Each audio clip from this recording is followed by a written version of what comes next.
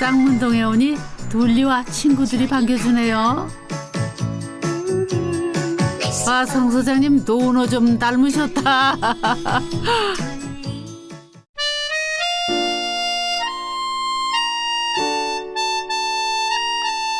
야, 여기가 그 유명한 쌍문동이죠. 오징어 게임도 요즘 그 배경이고, 둘리도 여기서 나오고, 1988 덕선이도 여기서 나왔죠. 만화나 TV에서 나왔던 골목길 크기는 비슷한 것 같아요. 단 이제 시간이 지났으니까는 그때 주택들이 이제는 다들 빌라들이나 다른 모습 바뀌었지만 그래도 그 골목길 정신 그대로 남아서 굉장히 좋은 것 같아요. 어느 골목을 거닐어도 아련한 추억의 한 장면이 펼쳐지는 동네. 이 정겨운 주택가 어딘가에 오늘의 집이 있다는 거죠? 아, 저 집인가 보네요. 30년 전에 지어진 그런 벽돌 다가구 주택 사이에 몇 층이나 될까요? 근데 왜 저렇게 좁지? 전혀 안 좁은데 잘못 보신 거 아니에요?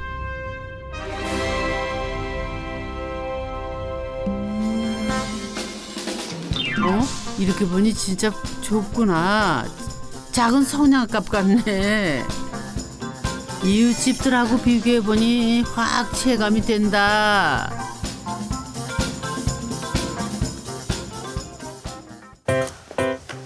소장님, 여기에요. 안녕하세요. 아, 예. 안녕하세요. 예, 안녕하세요.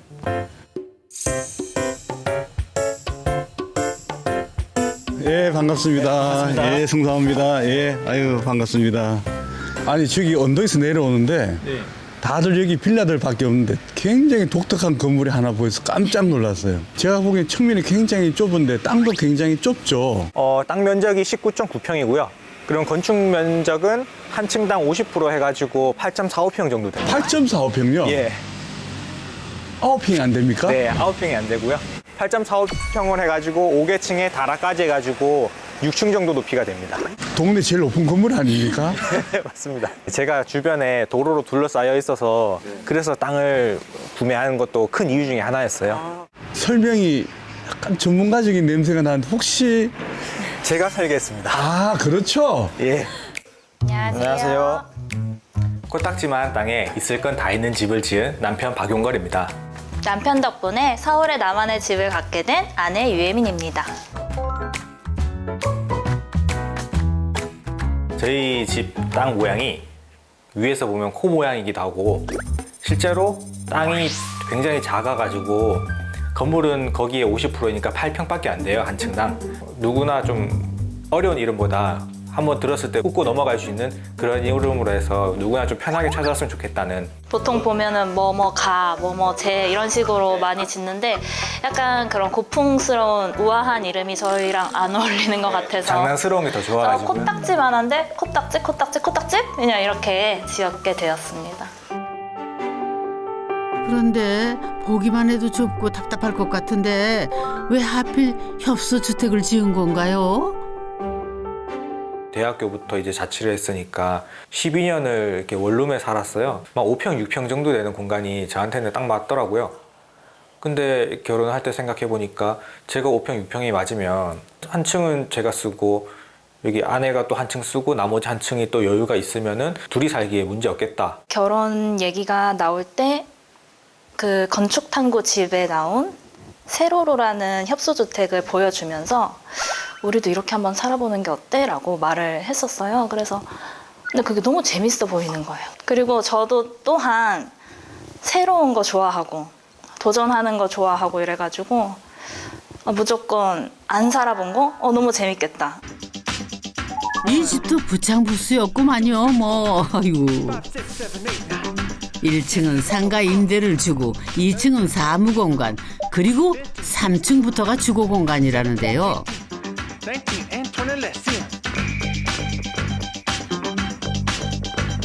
우선 3층으로 올라가 봅니다.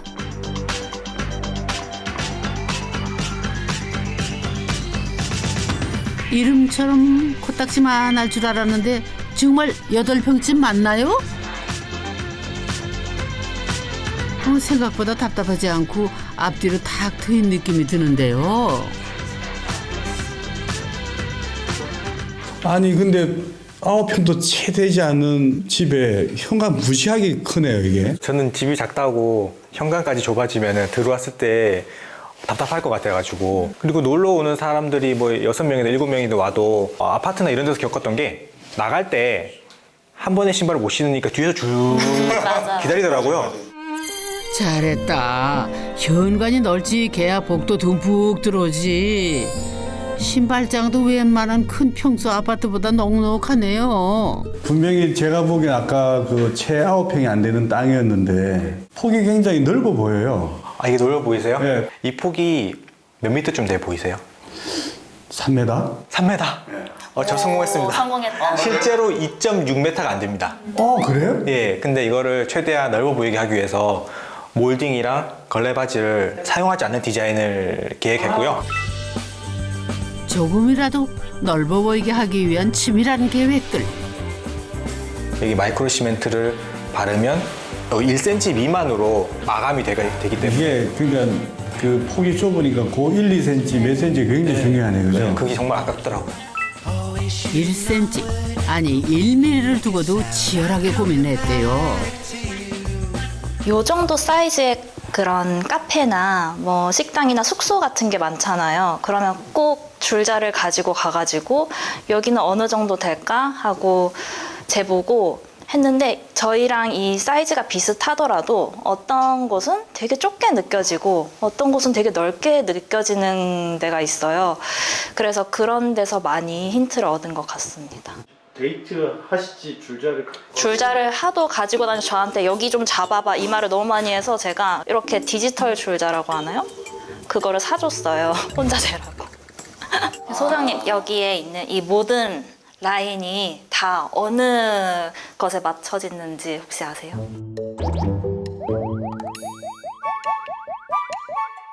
이 라인과 창문의 라인과 모든 게 끝을 다 따라가 그렇구나. 보면 하나의 가전에 오게 되는데 바로 냉장고. 여기까지? 네. 정말 그러네. 이게 병적인데. 이 높이에 요거를 다 맞춰야 해가지고 이런 선을 깔끔하게 하는 게 그래서 냉장고 사이즈를 먼저 파악을 하고 거기서 이제 창 높이를 그리려면 도면을 그리려면 냉장고 사이즈부터 파악을 하고 소위 말해서 진상 건축가 셨겠네요. 제 앞에서 표현 안 하셨는데 잘 모르겠어요. 집을 냉장고에 맞춰 짓는 경우는 처음 봐요. 그런데 깔 맞춤뿐 아니라 선 맞춤도 공간을 넓어 보이게 한다는 거 오늘 하나 배웠습니다.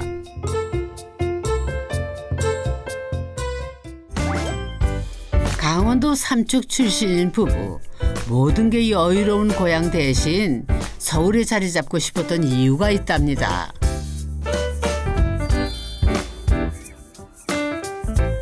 네, 제가 원래 한 대구에서 6년 정도 설계사무소에 다녔어요. 근데 이게 하다 보니까 자꾸 건축을 더 잘하고 싶은 욕심이 생기잖아요.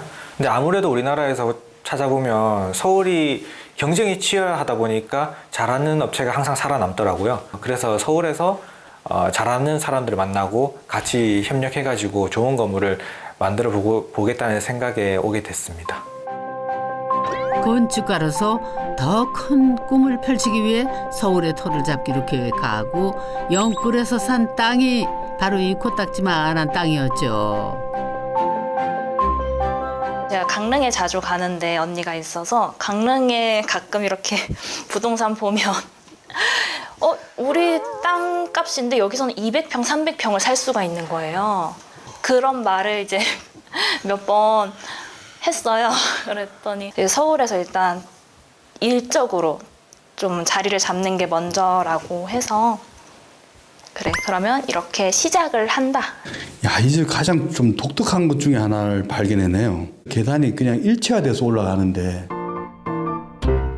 그러게 이런 계단은 묘로 어떻게 만들었을까?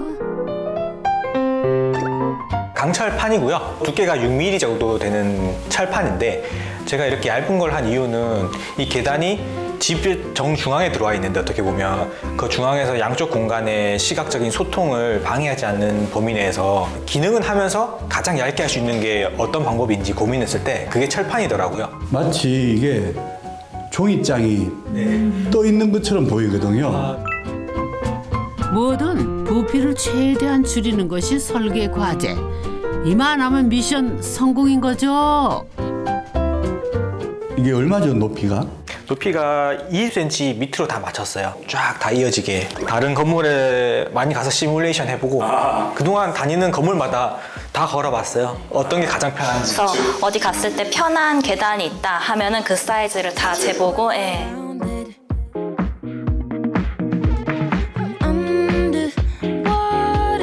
계단 하나에도 공간 확장의 비결이 숨겨 있는지 그 종이짝 같은 계단을 반층 오르면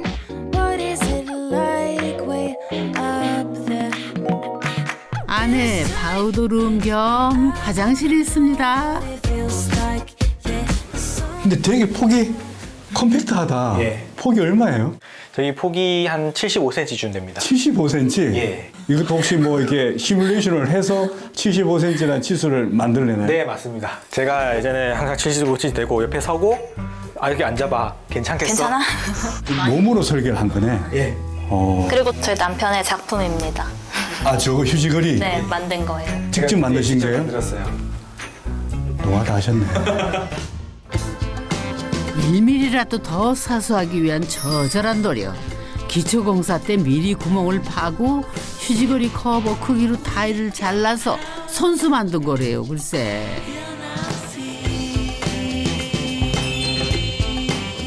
공간 절약의 달인으로 인정합니다.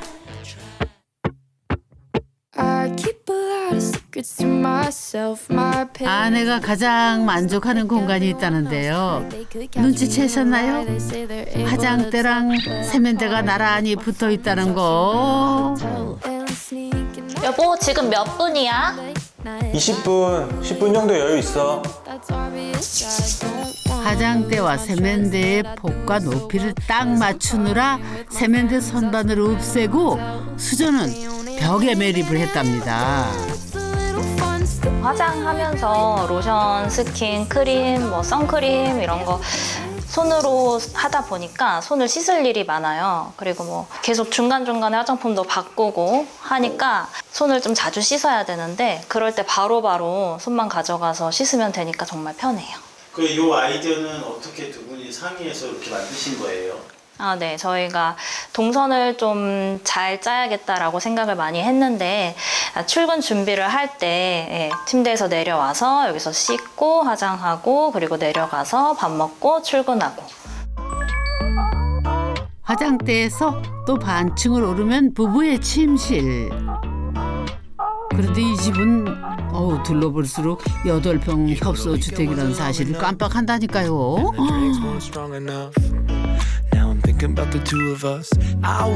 거울을 아주 절묘하게 배치해서 침대 라인, 창틀 라인이 가로로 길어진 거 보세요. 또 개방감을 위해 문을 따로 달지 않고 필요할 때만 커튼을 치도록 했죠.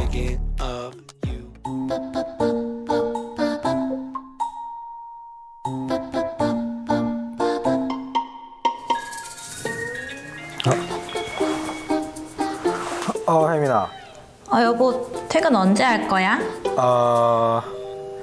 5시 반까지 갈게. 알겠어. 나 찌개 끓여놨어. 빨리 진짜? 와. 알았어. 30분까지 1분밖에 안 남았는데 서둘러 퇴근 안 하고 여유를 부리는 이유는 이 집이 바로 남편 용골 씨의 사무실이거든요. 제가 원래는 사무실에 월세를 내고 있었고 그리고 예전 살던 집은 저희 반전세였는데 거기에 대한 묶인 보증금 그리고 맨날 나가는 월세 관리비 또 주차장을 쓰면 또 매달 5만 원씩 내고 썼었어요. 그런 돈을 계산하고 제가 지금 여기 새로 지은 곳은 1층에 월세도 받고 있어서 이렇게 짓는 게 조금 더 이득이더라고요. 경제적 이득에 왕복 2~3시간이던 출퇴근 시간이 이제는 단 10초. 왔어. 밥 먹자. 그래. 우와. 된장찌개야. 일은 어땠어? 오늘? 뭐 재밌었어. 재밌었어? 밥이 아주 꿀맛이겠네. 진짜 맛있다 근데. 오늘이 있기까지 열심히 살았죠. 가계부를 쓰는 이유가 이게 돈을 절약하고 합리적인 소비를 하기 위해서 쓰는 거잖아요. 근데 제가 애초에 소비 자체를 거의 안 하기 때문에 쓸 필요가 없어요. 술은요? 술을 유일하게 쓰는 게 술인데 술도 집에서 저희 둘이 먹는 걸 좋아해가지고 사실 집에서 이렇게 먹으면은 그렇게 많이 안 나가거든요. 그러다가 심심하면 한 번씩 부모님 집 가고. 부모님 집 가는 게 휴가예요. 네, 맞습니다. 삼척 바다 앞에 되게 도심 속에 있다가 자연으로 가니까 취미가 사실 건축이에요. 취미, 특기, 직업 다 건축. 아들내가 서울에 집을 지으니 삼척의 부모님들도 그렇게 자랑스러워 하신다죠. 아무렴 왜 아니겠어요. 저희 엄마 아빠가 저는 안 믿어도 저희 남편은 믿습니다. 네, 그냥 전적으로 믿어주셨어요. 직장을 처음에 서울로 간다고 했을 때도 부모님이 되게 좀 걱정을 많이 하셨거든요. 그래 한 번 너 살아봐라. 서울살이가 얼마나 힘든지 한번 경험을 해봐라. 이렇게 처음에 하셨었는데 서울에서 삼척 남자랑 결혼한다고 데리고 간 거잖아요. 근데 또 이렇게 또 좋은 집을 지어서 잘 살고 있으니까 성공했네라고 하시는 것 같아요. 아직도 올라갈 층이 남았다고요? 드디어 꼭대기 5층 게스트룸 겸 아내 취미 공간입니다.